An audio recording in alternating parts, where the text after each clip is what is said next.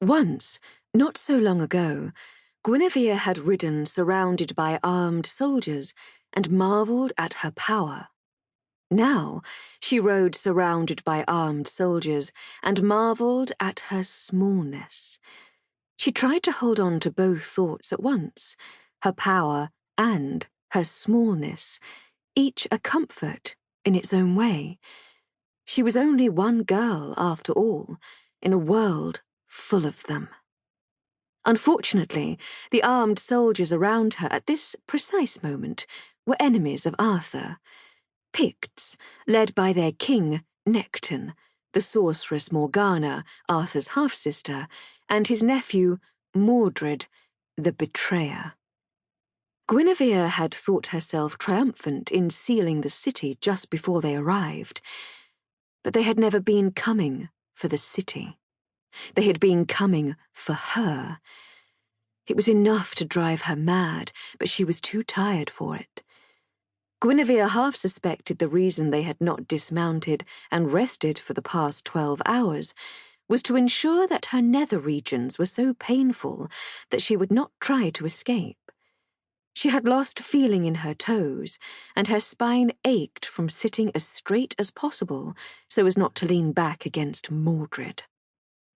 The least they could have done is give her a horse instead of forcing her to ride with him. She had no idea how many leagues they had covered, but it was certainly more than she had ever travelled in a single stretch. Their pace was hurried without being frantic.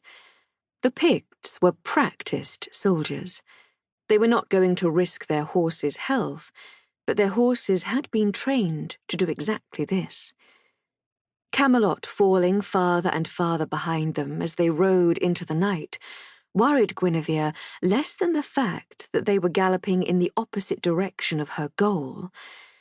Merlin's cave would take her so much longer to reach now. She had planned on walking straight there, figuring out a way to free him from the Lady of the Lake's trap and demanding answers about who she was, so she could finally know. If she could only know that, everything else would make sense, would be easier. She was certain of it. She focused on the cave, because that was less painful to think about than Camelot, about how she had left it, about who she had left. The image of Lancelot on her knees, behind the magical barrier they had created to keep armies out, but Lancelot in, lingered in Guinevere's mind like a wound. Guinevere knew what it meant to be denied crucial information, to be manipulated into a course of action without the freedom to decide. And she had done exactly that to Lancelot, not telling her brave knight until it was too late that Lancelot would be inside the city's shield and Guinevere outside it. It had been cruel and unfair, and a betrayal of the trust Lancelot had always given her. So she tried her best to not think about it. Fortunately, between the enemy soldiers and Mordred, and this wretched, endless ride, adding to the already long walk between her and Merlin's cave, she had an abundance of distractions. At last, with dawn stretching pink and terrible across the sky, Mordred called out, "The horses need to rest." It was the first time he had spoken the entire journey. The first time he had spoken since he had arrived at Camelot, begged her not to lose faith in him, and then announced he had successfully kidnapped the Queen. Other than his chest at her back and his arms around her holding the reins, their only interaction was when he periodically passed her a canteen to drink from.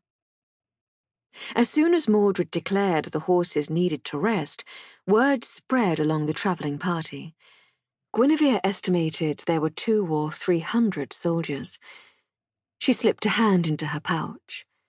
All this long journey, she had tied knot after knot in her mind, from the most innocuous to the most vicious.